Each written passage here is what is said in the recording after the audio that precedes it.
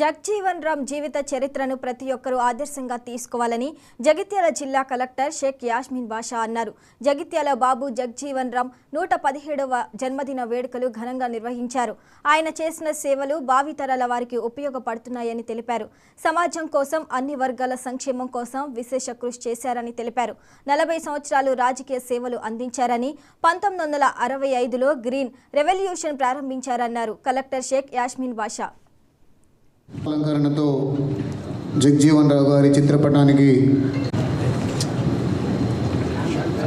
పూజ్య బాబు జగ్జీవన్ రావు చేతుల మీదుగా జ్యోతి ప్రజ్వలనతో ఈ కార్యక్రమాన్ని ప్రారంభించుకోవడం జరుగుతూ ఉంది. దీనిలో గౌరవ అడిషనల్ కలెక్టర్స్ మరియు గౌరవ అతిథులు, జిల్లా అధికారులు, వివిధ కుల అసలు ఏమి లెక్క కాదు అని నా ఉద్దేశం.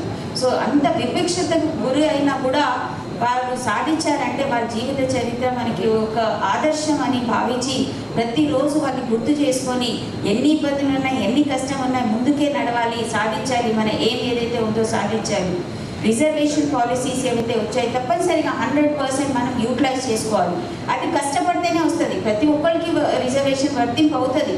ఈవెన్ ఎస్సీ, ఎస్టీ, బీసీలు, మైనారిటీస్ ప్రతి ఒక్కరికి రిజర్వేషన్ ఉంది. కానీ దానిలో కూడా ఎవరైతే కష్టపడతారో వాళ్ళకే వర్తింపు అవుతుంది. సో రిజర్వేషన్ అనేది కూడా ఉన్న ఒక సపోర్ట్ సిస్టమ్ అనుకొని మనము ముందుకు వెళ్ళాల్సిన వస్తుంది. రిజర్వేషన్లో ఎందుకు రావాలి? మనకి ఓపెన్ సీట్ వస్తే ఆ రిజర్వేషన్ కేటగిరీ మన వాళ్ళలో ఒకరికి వస్తుందని భావించి ఓపెన్ కేటగిరీలో ఫైట్ చేయాలి. యంగ్ పీపుల్ ఇక్కడ ఉన్నారు కాబట్టి.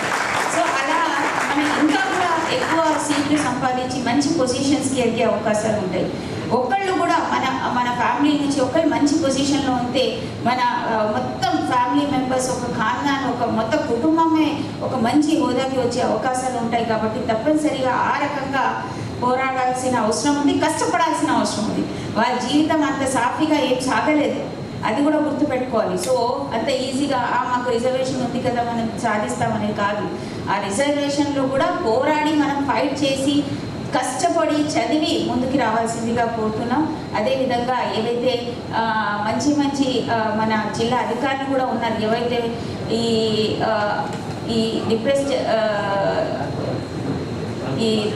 ఉంటాయో ఇండివిజువల్స్ ఉంటారు, వాళ్ళని గుర్తించాలి. దానిలో కూడా నేను చెప్పినట్టు కొంతమందికి ఓకే రెండోసారి హెల్ప్ చేయడానికి అవకాశం ఉంటుంది. కానీ కొంతమందిని అక్కడ కొంచెం మన జాగ్రత్తగా ఆర్తి చూసుకొని మనం ఎవరైతే నిజమైన అర్హులు ఉన్నారో వాళ్ళని గుర్తించి మనం ఇవ్వాల్సిన చాలా స్కీమ్స్ వస్తాయి. కానీ దానిలో కూడా మనం ఏ విధంగా న్యాయం చేయొచ్చు, అదే అన్నారు న్యాయం, సామాజిక న్యాయం. సామాజిక న్యాయంలో కూడా విదిన్ దట్ కమ్యూనిటీ ఆల్సో ఎవరు నిజంగా మన సపోర్ట్ అందించాలి అనేది ఆ డిస్క్రిప్షన్ జిల్లా అధికారులకి ఉంటుంది. కాబట్టి ఎక్కడ కూడా ఆ బయాస్డ్ వేలో కాకుండా ఎవరైతే నిజమైన అర్హులు ఉన్నారో వాళ్ళని గుర్తించి వాళ్ళకి సపోర్ట్ ఇచ్చే బాధ్యత మన అందరిపైన ఉంది. అసలు ఏమి లెక్క కాదు అని నా ఉద్దేశం. సో